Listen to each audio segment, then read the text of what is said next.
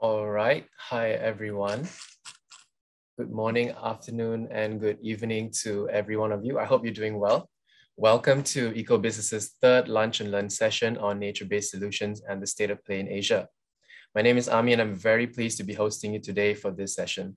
So for those of you joining us for the first time, the format of the Lunch and Learn series, which takes place at the start of each month, is a relaxed 1-hour chat with subject matter experts on sustainability. Today's team will be on nature-based solutions, where we're hoping to also hear a bit more on how that's playing out on the ground in Asia. To get this going, we'll have two leading voices in the space to guide us in understanding the demand and supply for nature-based solutions in Asia. Quick note that I'll be using NBS and nature-based solutions interchangeably, and I'll introduce to you these experts very shortly, but first, do allow me to set the context with you for a little bit. And now, before I actually go on to do that, I just want to spotlight the Livability Challenge, or TLC, for a bit. I know the last 2 years have instilled a love for QR codes for some of us in the room, so go ahead and scan it if you want to, while I explain shortly on what this is all about.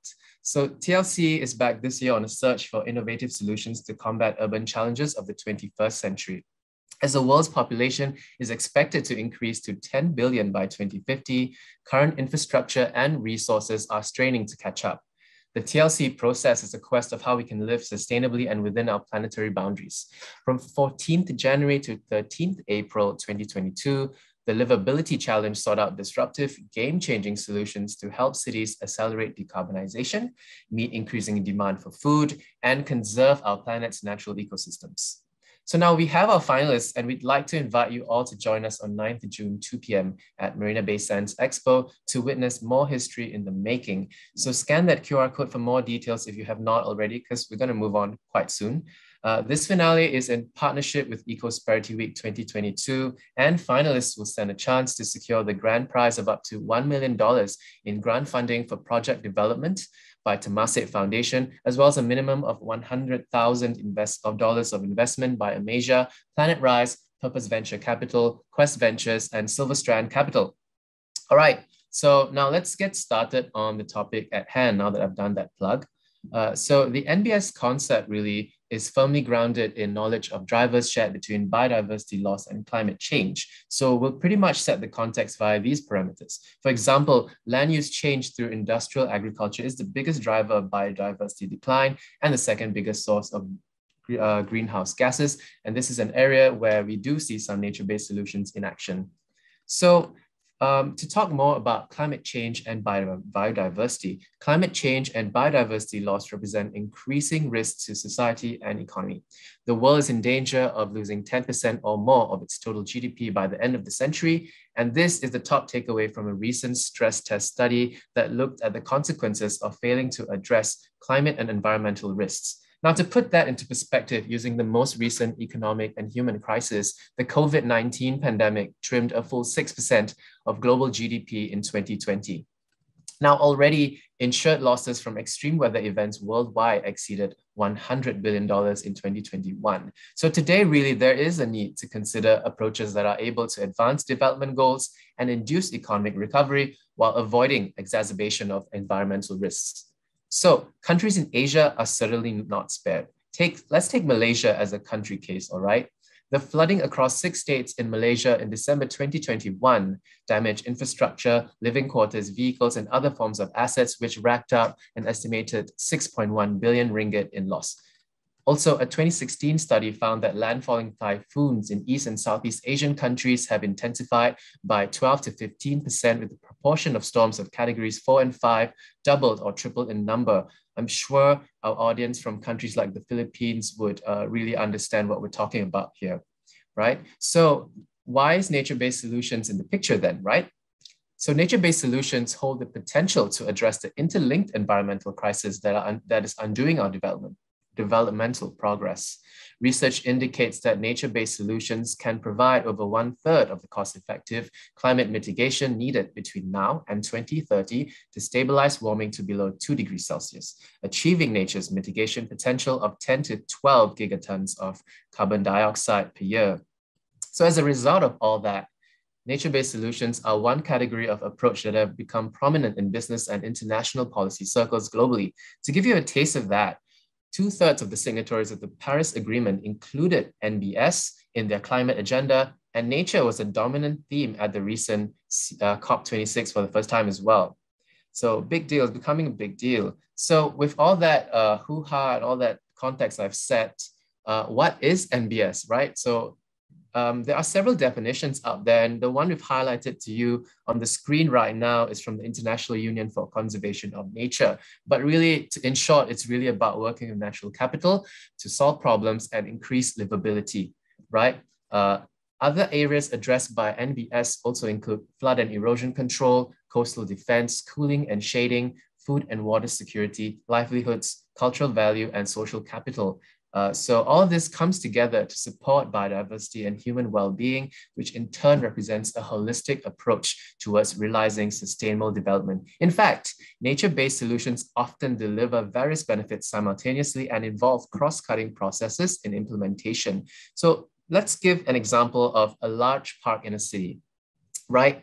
This is not, say, a nature-based solution, but a kind of an example of how a nature-based approach to, for example, urban development can enhance urban biodiversity while at the same time cooling down the area, providing a recreational and meeting space for citizens, and also offering health benefits. So when that turns into a very coherent solution, right, applied to solve a problem, you can see very similar benefits come out in both the implementation and the results phase. So these multiple benefits make nature-based solutions very useful in achieving progress towards the Sustainable Development Goals. In fact, the WWF argues that nature-based solutions can actually support all 17 goals. At first I was like, what, really? So I went to read a little bit more, and I would invite you to do the same. It's a quick Google away. So before I actually hand it over to the speakers and really poll all of you as well on what the biggest challenge to NBS currently is, let's talk about maybe 3 more points on that would give us a taste on the global and regional overview of how NBS really is playing out. Okay, so firstly, approximately $133 billion of USD per year currently flows into NBS using 2020 as a base year, with public funds making up 86% and private finance 14%. So the total investment in nature-based solutions of USD 8.1 trillion is required between now and 2050, requiring a 4-fold increase of current investment amounts, while annual investment should reach about USD 536 billion annually by 2050 to successfully tackle the interlinked climate, biodiversity, and land degradation crisis, according to a report called The State of Finance for Nature, released last year by UNEP. So really, the global finance gap we're looking at really would be about 4.1 trillion US dollars. And looking more medium term, investments in NBS would have to be tripled by 2030 to meet the 2030 Sustainable Development Goals agenda.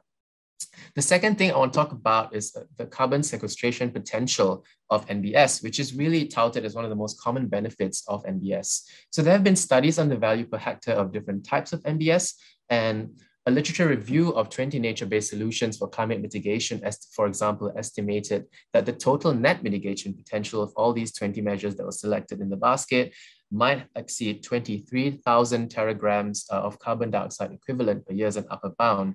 Carbon dioxide equivalent, really, to very quickly explain that, is really a kind of aggregate kind of measurement it's an aggregate unit measurement of gases that all contribute to the greenhouse effect, pegged to how much carbon dioxide drives the effect. So to put that into context, the transport sector globally contributes about 7,000 teragrams of carbon dioxide equivalent of yearly emissions. Now, to think about the cost of the approach as well, a figure of $100 US per ton of carbon dioxide equivalent has also been offered as an estimate of the social cost of carbon, according to a study by Dietz and Stern, right? This is the societal willingness to pay to mitigate an incremental ton of carbon removal. Another study by Griscom and colleagues estimate that NBS could mitigate over 11,000 teragrams of carbon dioxide equivalent per year at a cost of less than 100 USD per ton. So you see how the research is painting that out. So over 4,000 teragrams of carbon dioxide equivalent could be mitigated at even less than 1/10 of that cost, at about 10 USD per ton, according to this same study. So the last thing I want to touch on before I really hand it over to the actual experts in the room would be that Southeast Asia holds roughly 30% of the world's global NBS potential, with particular focus on Indonesia, Cambodia, Malaysia, and the Philippines. This natural wealth really offers significant potential for Southeast Asia to contribute to climate change efforts and offers a pathway to participation in the global voluntary carbon markets, which BCG estimates will achieve a market value of about 22 to 28 billion US dollars by 2030. So this region really holds arguably one of the highest potentials for not only nature-based solutions, return on investment, but also added key biodiversity co-benefits, particularly in Malaysia, Thailand, and Cambodia. So now I'm going to stop talking and let's go on to the poll where we ask you, the audience, on what you think is the biggest challenge for nature-based solutions to take off in Asia. You know, why isn't it a huge deal? It's a huge deal, but why isn't it everywhere, right? So let's get what you think on the screen right now. Give about 30 seconds for this, yeah. All right. Okay, people streaming in. Okay, I see. Well, if you have if what you think is the biggest challenge is not on the screen, not on the options, you can pick others and please throw it in the chat as well. That would also be pretty cool. Yeah.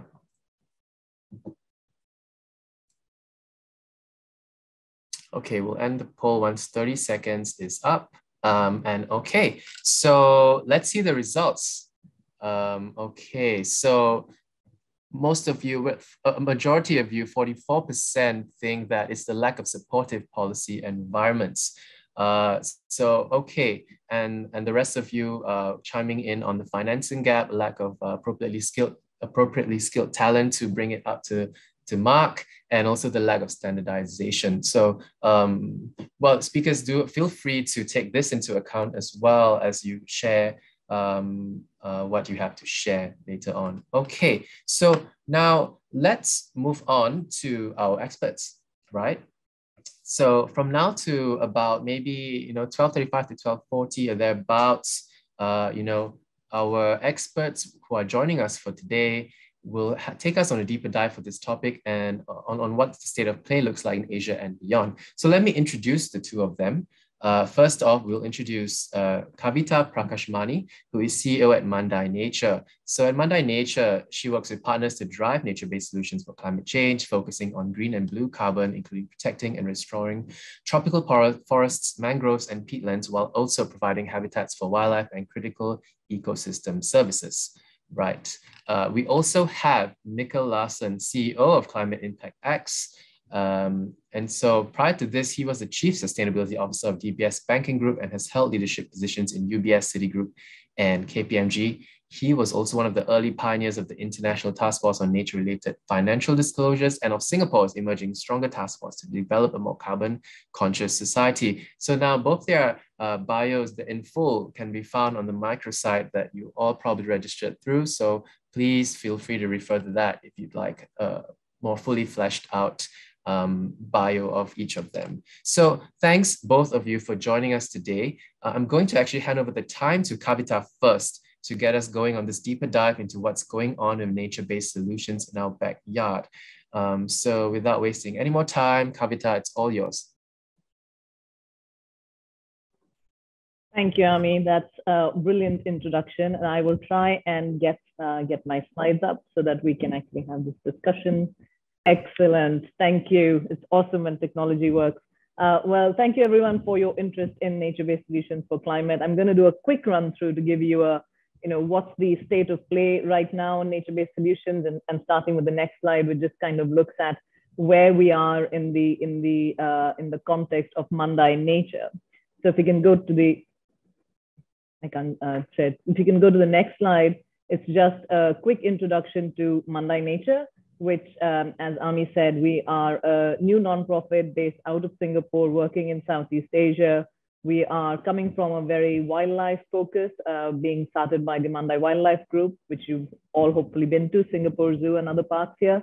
But we realized that to protect nature, to protect animals, wildlife, forest habitats, and also benefit local community, we have to be looking at climate change and the impact that climate change has on these conservation outcomes, but also what conserving nature can contribute to mitigation of climate. On the next slide, we do a quick look at what it is currently the state of play. As you have all probably been seeing and following, a number of net zero commitments have been made by countries as part of their nationally determined contribution, most recently at Paris and then COP26. Also by cities who are now, more than half the population of the world lives in urban centers, but also importantly by some of the largest companies in the world, which are responsible for a large majority of that. To reduce your emissions and get to a point of a net zero commitment on carbon, there is now a pathway being developed which says that you should be able to reduce 90 to 95% of your emissions for most sectors, and maybe for land use sectors, about 80 to 85. And then you will have to probably offset them using different mechanisms, which might be tech or nature. So nature-based solutions can be, even within your supply chains, if you had products that were causing deforestation or had impacts on other natural environments, then reducing that and avoiding that destruction of habitats would be a nature-based climate solution. But also once you've got to the level where you cannot reduce anymore, you might need to use nature-based solutions to offset. What role do nature-based solutions play? On the next slide, we quickly look at the contribution that nature-based solutions can make, which is a third of all climate solutions come from nature, up to about 11 gigatons. And in that context, what we're really looking at saying is you need to first and foremost protect what we already have. We cannot afford to lose any more of our natural environments. We in Southeast Asia live in a really amazing biodiverse ecosystem, which has tropical forests, mangroves, peatlands, grasslands that we absolutely need to protect. But we can also manage them very well. We grow a lot of commodities. There is obviously timber, but also crops like palm oil, coffee, cocoa, which are using a lot of our land. Managing that better will make a big contribution to mitigation, but also restoring. How do we bring back our ecosystems that might be at threat, especially as we're looking at our wetlands and our blue and green carbon coming both from the oceans that we are so blessed with, as well as the forest areas. So that's the context of what we can do. But how does it actually play out? On the next slide, we take a quick look at where we might actually see the best opportunities that are bringing together the climate, the nature, and the people agenda. So we've been saying how nature can contribute to climate mitigation, but people themselves play a really important role in that context. And so getting, whether it's indigenous peoples and local communities that live in these amazing areas that need to be protected, and we need to ensure that they get the benefits from it, or whether it's farming communities who might be looking at deforestation-free commodities, or who might be looking at agroforestry, soil carbon, and other mechanisms of mitigating carbon. We cannot separate any of these. So high quality, high integrity carbon credits must benefit nature and people. Moving on to the next slide, just to then give what's happening at a broader level in nature-based solutions, where some of the risks that we see, which people are calling out as concerns, are around these four elements that you see on the screen, which is about additionality. So are the emission reductions actually additional to what may have happened anyway? Are they permanent? So is it like, if we protect them now, can we be sure that it will be protected forever? Or maybe there'll be a fire or a flood or some other natural disaster, or just deforestation, and we will lose them. So how do you account for that permanence? Leakage is really about saying, I'm growing a product, a commodity here, which is causing deforestation. I stop producing it to stop deforestation, but that production moves to another place and causes more deforestation somewhere else. You don't want that leakage, because that's not really creating the win-win that we want. Or double counting, which basically says, I've claimed it as a reduction on my side, and you have claimed it on your side, which usually happens when a country and two countries claim it, or a country and a company claim it. So you don't want that. So the accounting needs to be very thorough as well. On the next slide, we have an example of how you can reduce these risks by taking a jurisdictional approach. which is basically saying instead of looking at just one project, you look at a larger area, which might be under a governance system and have a municipality of some sort that can then bring together landscape level activities so that if there's a leakage, it's still within that space. If you're looking for good baselining, you have the equivalents within that space. If you're looking at community engagement, they're all within that space. So that then creates and reduces that risk that we've been talking about and creates impact at scale. So that's the direction of travel we're going in right now to test these jurisdictional approaches.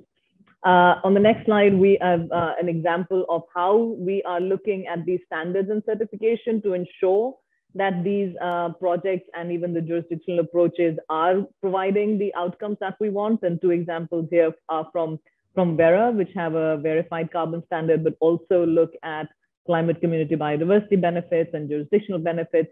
And we have gold standard, which then looks at how do you quantify a number of these benefits. And they have a whole system of verification and measurement that then stands guarantee about the quality of these projects. But we can raise the bar on this. So on the next slide, we're looking at the IC-VCM, which is a new effort, which is called the Integrity Council for Voluntary Carbon Markets, which is working with global experts and global stakeholders to create a new carbon principles, core carbon principles, which will then be the basis of an assessment framework to help the standards that we were talking about, like Vera and gold standards and others, to really achieve the highest bar on ensuring that we have good quality, high integrity carbon credits and offsets being generated, both from nature, but also from a technical side. On the next slide, we very quickly look at the VCMI, which is the Voluntary Carbon Markets Integrity Initiative, which looks at the demand side. Very quickly on that, as companies are demanding more and more of these carbon offsets, we also want to make sure that they are first and foremost reducing their emissions in the first place with higher efficiency, with better systems, with avoidance, with reduction, with efficiency, so that the offsets are the last resort for meeting their net zero targets. So we really want to be sure that when they do that, there are proper claim mechanisms that can be put in place, that when they claim, say, carbon neutrality or net zero or anything else, it is backed by really rigorous methodologies and an agreement of what that means. That's what the VCMI is doing. On the next slide, we talk about CIX, but I'm not going to go into that because we have Mikhail following, but this is an amazing effort in our home here in Singapore to bring the market together, but I will let Mikhail talk about that and end on the next slide with just an example from our region, which looks at this amazing example that we have in Cambodia, set up by the Royal Government of Cambodia and the Wildlife Conservation Society in Seima Wildlife Sanctuary that protects the primary forest. So it's about avoidance, but in means of doing that also creates a large amount of economic benefits for communities. It creates jobs, it creates education opportunities. It helps preserve cultural identity and communal land rights, while also creating 25,000 hectares of deforestation being avoided, resulting in 11.5 million tons of avoided GHG. And to end all that of saying, of course, it is a very, very important habitat for highly threatened species. And so from a wildlife perspective, we're very delighted to have these ecosystems be protected. So I'm going to end there and just say thank you and hand back to Ami and Mikhail. Thank you so much, Kavita, for all that. So right now, I'm very pleased to now hand over the time to Mikhail to complete this state of play picture that we're painting together for this hour. Mikhail, all yours.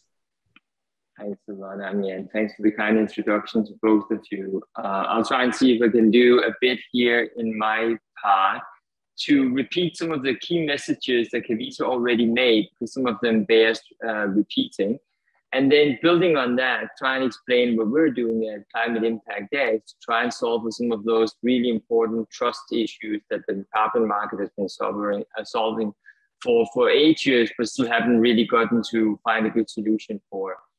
Before I do, though, I want to start with a message that I think it's quite easy to get. When you hear all the numbers that Amy was throwing out there, I think it's easy to get extremely concerned and think the problem is too big to solve.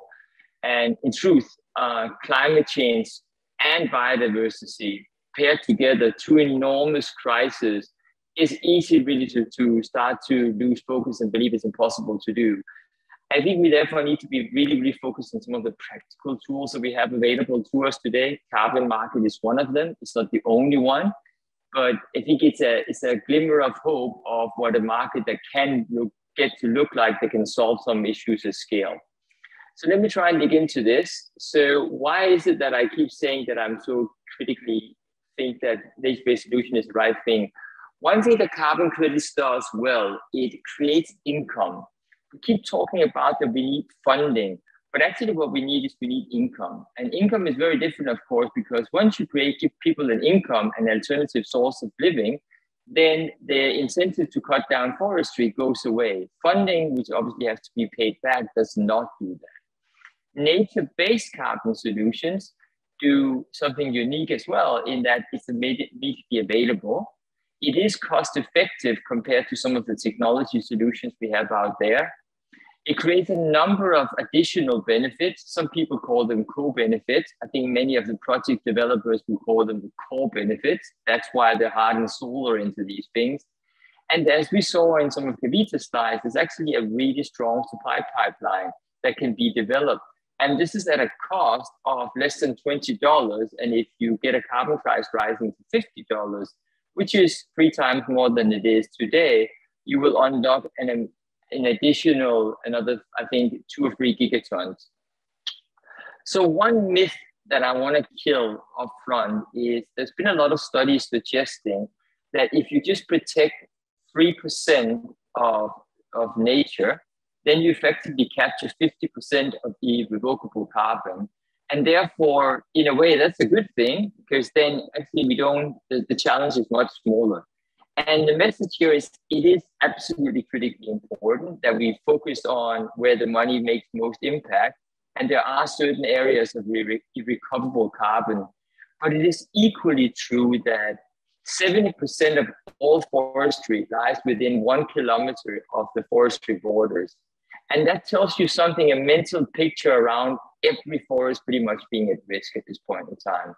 And if you compare that with another amazing statistic, which that every 6 seconds, we lose 1 football field of forestry, you get a good picture of how fast these things are happening. If we spend an hour together today, we would have lost 600 football fields just while we were talking.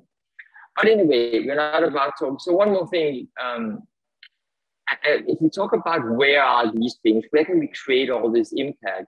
Focus on what is dark, really black dark here on this world map. And what you will see, not surprisingly, it's all around the equator. And when I go and look for high quality projects, this is exactly where I look. About a third of it or a bit more comes from the Amazon basin. The second largest one being the Republic of Congo and the surrounding countries, and then Indonesia, Malaysia, and this whole Borneo landmass that we have out here. You will see that if you're just looking for preserving carbon sinks, you will also look at the enormous Brazilian forest. But if you want biodiversity and carbon, you will have to look around the equator. Now, here's an encouraging sign. If we look at the prices and the demand for high quality nature-based solutions, it has increased significantly in the market right now. And that's the first thing to take away from this, which is a good thing because there's a surge in the demand, and this is exactly what we need. But what is also interesting is there's a price premium for good quality.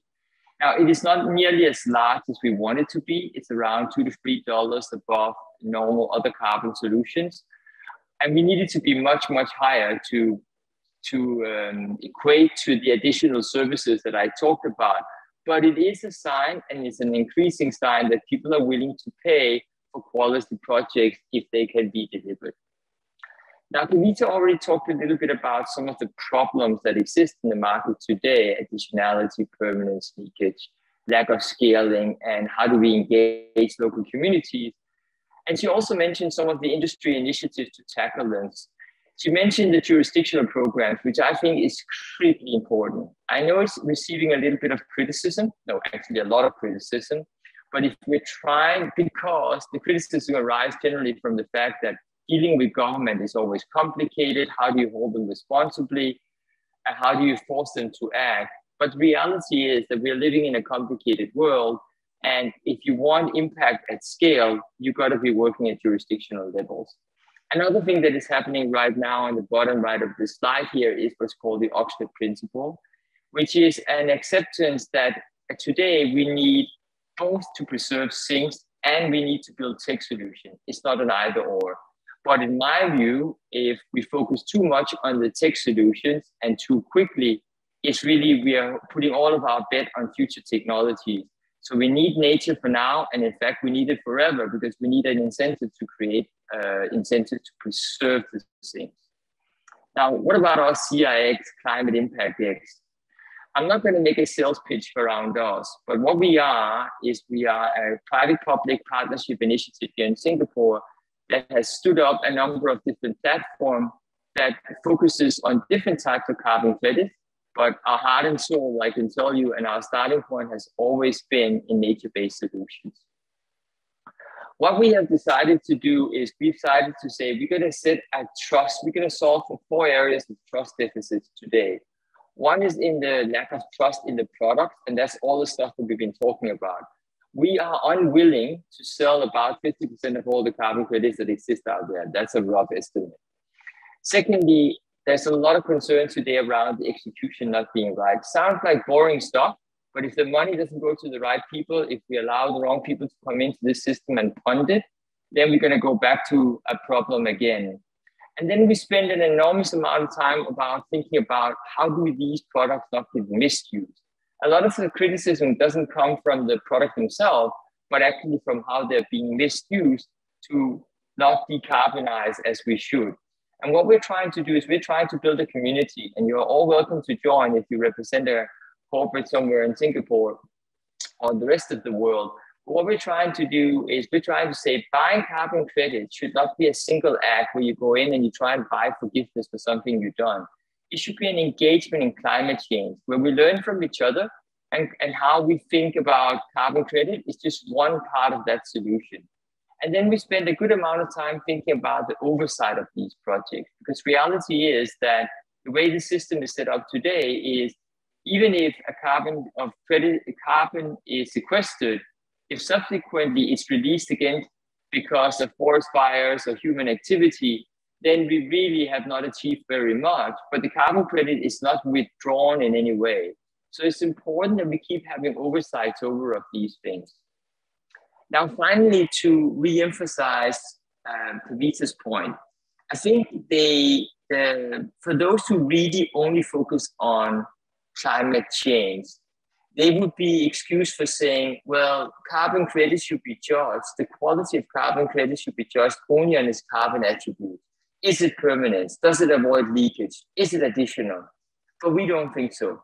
I don't think you can solve for the climate crisis without solving for the social crisis and the biodiversity crisis at the same time.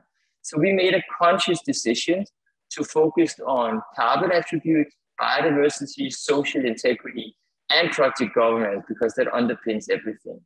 And in our scoring system, which we have, we're going to try and give justification to all of them. And we wouldn't want to sell something which we don't think has a high enough bar on all of these areas. And that makes it slightly different. So that's a little bit about us. And I'll hand it back over to you, now for questions. All right. Thank you, Mikkel. And yes, thank you both of you for your time and for sharing what both CIX and Mandai Nature have been up to in driving the demand and supply forces around nature-based solutions. So now we're going to move into a question and answer segment, and we're going to take a very quick look at the chat box. I don't think there's any questions here, but I do have some privately supplied questions that I would like to actually supply directly to our speakers today. So I'm going to just select from this basket. The first one, really, we'll go to Kavita for the first one. And it's about thinking about quality of NBS as supply goes up. So Kavita, do share with us, like, how do you think supply of NBS can be scaled up without compromising on quality? Thanks, Amy, for the question. I think first, just to re-emphasize that when we talk about quality for nature-based climate solutions, you're looking at obviously the quality of the carbon itself, so that it is, additional and permanent, and there's no leakage, and it's so double counting. Then we want to layer on to say that there is a upside for nature, that because it is nature-based, by definition, we have, either avoidance of deforestation, degradation, but also then restoration and protection of new forest areas or mangroves and peatlands, so that we're actually increasing the amount of nature that we have and then benefiting people. All of this requires significant investment of financing and time and expertise. I think this is also, the poll that you looked at brought all of these issues up. So when we are looking at high quality nature-based solutions for climate and high integrity, what we do need is to ensure that we are working on the ground with the communities, with the local organizations, to create this kind of protection and avoidance of deforestation, of degradation in these ecosystems, but that we are putting in project financing right at the start. What we're finding right now is that there's very high demand.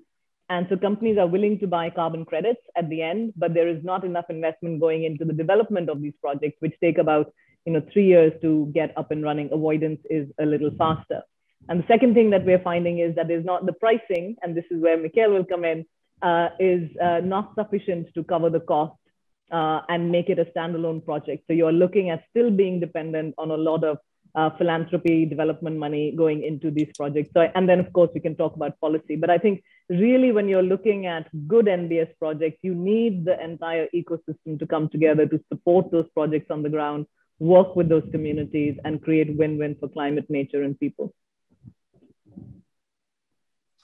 All right, thank you, Kavita. So now the chat box has suddenly lit up with a whole bunch of questions, and I'm just gonna pick one from Mikhail, okay? So Mikhail, we're gonna go with Pia Faustino's question, okay? So Pia says, I've heard that one of the blockers to getting NBS projects verified on the carbon registries is the high cost of verification, which then makes it difficult for small projects to tap financing from VCM. What are some solutions to this problem? And for a layman like me, what is VCM?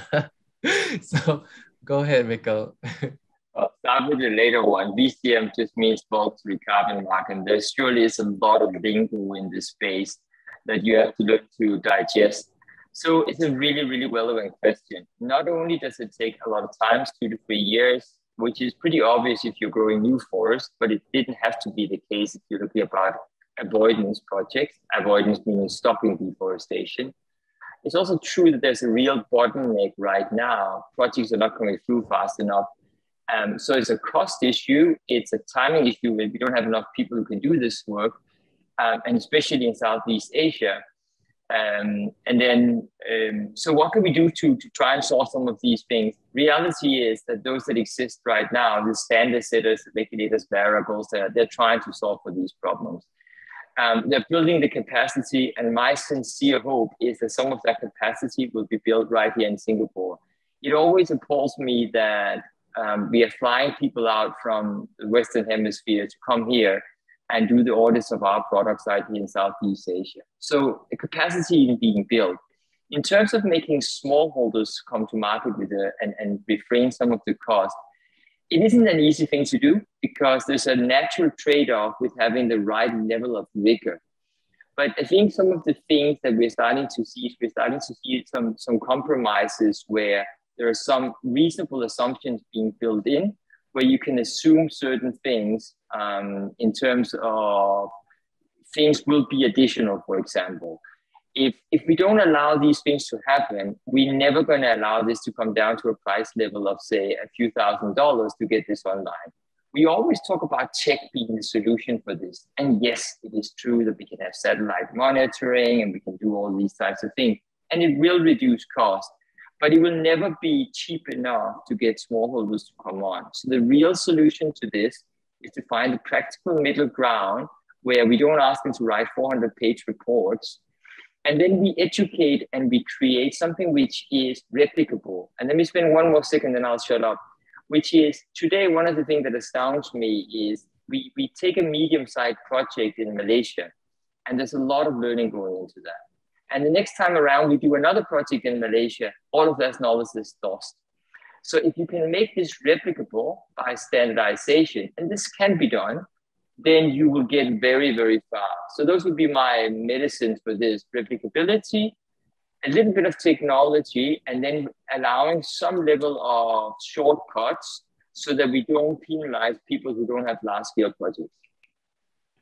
I mean, if I can add to that, because I think Mikhail's done a really good job of explaining that. And I think the two other things more I would add to that is, one of the ideas we have is working in a coalition with our other NGO partners is to create a resource hub, which then takes away a lot of the cost and the additionality of all the technical skills that are needed project by project, and saying, if you have an idea, let us help you with that technical aspect of that. Let us help you with the financing and the market access of that. And we'll hope that that might work, because there's a need for aggregation to reduce the costs that are incurred there. The second one is more of not going into a formal market with carbon credits, but actually saying companies and other people should be able to claim that they have mitigated climate, and this is the amount of credits that they would have had, but not have these projects go through a formal carbon credit process and bring it to market as a credit. And that should also count in some ways. So I think there are, but this is a genuine problem, because as Mandai Nature, we really work with very local, small organizations in the region doing conservation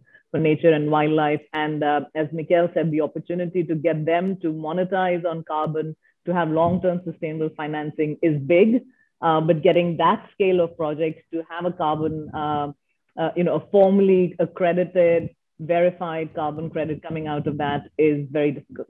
So this is definitely an area where we need to be a little more innovative and flexible. Great. Thank you, both of you. Really a one-stop duo, giving us an end-to-end answer to this question. Okay, so I think we will have one more question, which I will address to the both of you, and then we might not have enough time. Well, let's see, right? So if we do still have time after that, we could squeeze in one more, but I'm going to actually go with Rafael Aldon's question, and this will go to both of you. So how do we take NBS from niche to mainstream in private sector this decade? I guess for me, I'd like to add on to Rafael's question to think about what the gaps might be in the current ecosystem to see, what are the gaps for us to address to make that happen? Yeah, how about Mikkel, how about you take this one first? Sure. I actually don't think there's a lack of money looking to come in right now, but there's enough risk in this asset class that they are all congregating towards the same type of thing. So if you think about it, it's all about de-risking. This makes this asset class very little different from anything else. So what do you need? You need a legal framework in the country that gives some certainty that there is a plan for preserving nature, so that if the money comes in, it will actually have the intended permanent impact that you would do. So for example, there's something called conditional NDCs, which means that a country will say, I will step up if I get a number of financing. So they need to come out from all countries and say, this is the amount of additional preservation I can do with international funding. That needs to be clear because it creates a roadmap. The second thing we do is we need to burn down some of the risk around the country risk. And that happens quite often with insurance market coming in. So we've seen a lot of insurance companies being willing to insure for some of the country risk of money not coming out. And then I simply think we need to have a better capital framework for some of these things. A lot of the money will have to come from debt eventually. It has to be cheap enough. And for that to work, we need slightly more brave regulatory treatment of these types of projects. And then, of course, perhaps the final point I would mention is, like it or not, a lot of the things that matters to investors these days is whether it can qualify as green. So we need to make sure that all the taxonomies that are in place out there today and tries to define what is sustainable or green caters for carbon credits. So those are some of the things we need. It's all about creating the certainty that investors need. And just to add to that, I think from the private sector, we would love to see companies do more within their value chain and beyond their value chain as well. So I think, a lot of companies have very big impacts on ecosystems as part of their value chains, whether it's commodities or products or timber or paper or soy or or cattle, and all of these create a lot of carbon. And so how do you sequester that is first actually cleaning up your supply chain, and then secondly going beyond your supply chain to support projects that have a nature-based climate solution attached to them that are mitigating climate, which may or may not create carbon credits. And I think that has to be part of the mitigation hierarchy that companies follow, and then supporting. And I think jurisdiction approaches in that way are good, because you can build around that these mixed landscapes where you have protection, production, and restoration in the same area that are working together in coordination and providing those win-wins for governments on their NDCs, for companies on their commitments, and for communities and nature because of the outcomes that that those projects deliver. So we need to move to those systemic shifts.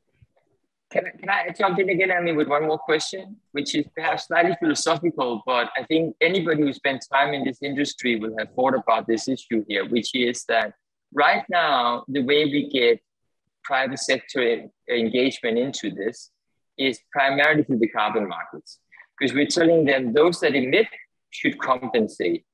But that's not a sustainable source of funding for the long term, because if we get to where we want to get to and we decarbonize, at that point in time, there is less of an incentive for these corporates to do that. And we need the sinks to stay, and we need biodiversity to stay far beyond the time that hopefully we've all decarbonized. So we need to create a new narrative which increasingly focuses on companies should be able to become nature positive for the sake of nature, for the sake of the benefits that nature provides, and not just for the sake of carbon sequestration. But that won't happen tomorrow. So we need a gradual shift where it's not only the carbon emitters, but it's also those who are the benefiters from nature. Thanks, both of you. And thanks, Mikkel. That was actually a very fitting closing. I think you've run me out of my own job. Thanks so much. Actually, though, I do think we have time for one more question.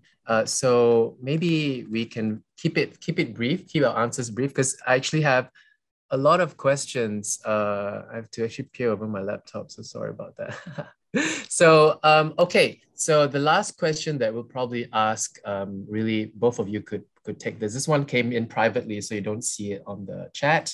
Okay, so how do you differentiate between the projects and how do you track accountability of project management in this field? So I think, Kavita, how about you take this first? I think this is, well, I might be wrong, but it doesn't seem very complex compared to the other questions. So let's see what you think.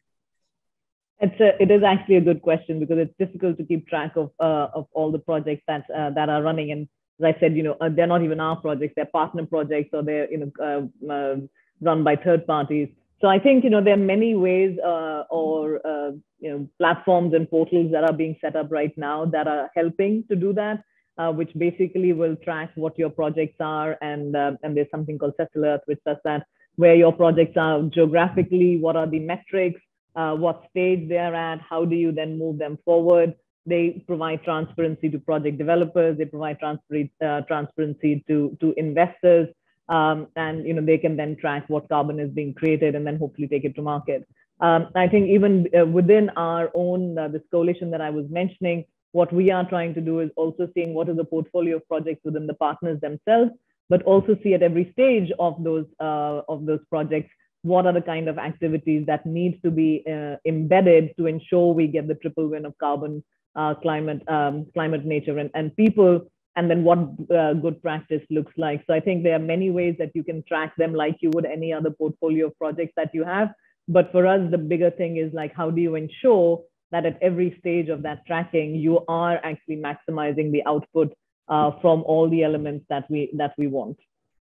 And I'm sure Mikkel has CIX has a more sophisticated way of tracking it. We can hear you. I said, I'm sure I do have a more sophisticated answer, but I don't want to answer because I think I cannot prove that answer was just given. So I'll leave it with whatever Kavita said. All right, all right. Yes, and I think we're just gonna be right on time to start closing this session. So to all the rest of you who asked very good questions, thank you for your questions. I'd like to actually take a little bit more time to kind of see what other questions were asked so that, you know, we get a taste on what questions were in the room. So it's questions that we didn't really get to address would be questions such as asking about SMEs. Actually, Mikkel actually did touch on that a little. So I hope that Han, I hope your answer was your question was answered. Ili asked about any specific NBS to protect ocean ecosystems and coastal communities. So that's also a very good one, and I hope you find your answer in one way or another. Sorry that we couldn't have time to answer that. And also another one from James, who asked, how does the current direct air capture fare and carbon removal compares to nature-based solution, how it compares to nature-based solutions. And then finally, we also have questions like those from Ines Galishon, who asked, what's your view on the financial innovations needed to further channel capitals on NBS projects, which can be then EBITDA negative during a few years until they generate carbon credits and sustainable commodities? Now, that's a very, very technical question. Ines. So thanks everyone for attending this session. To really wrap it up, I think both our speakers have really brought to the table today the complexity that approaching NBS really requires. And it really requires an ecosystem to come together to really bridge over the gaps and to make that end-to-end process between ideation to funding to planning to staffing to implementation to management and to maintenance, etc., really happen to bring a nature-based solution project to life. So with that, I'd really like to end the session. And so before I do, I'd like to really introduce the next lunch and learn session, which is going to be about the Task Force on Climate-Related Financial Disclosures, which is a framework to help public companies and other organizations disclose climate-related risks and opportunities. But before I close also, I'd like to thank our speakers, both Kavita and Mikkel, for making the time and effort, really, thanks so much for making the time and effort to come here and to share with all of us today on how the needle is moving on nature-based solutions in this region, and how this region has a vital role to play, whether you're a public sector policymaker, whether you're an investor, whether you're, or just a person interested to know more about how, for example, the carbon markets can be a source of income for you, not just talking about funding it. So thanks, Kavita and Mikkel, for joining us. And really, I'd like to once again thank the audience as well for joining us. So it has been a great 1 hour of lunch and learn with you. So see you next month on 3rd June as we embark on the next topic to discuss this TCFD, which is really very in vogue right now. Yeah. Okay. Thanks so much, everyone, and have a good lunch. Goodbye. Thank you. Bye.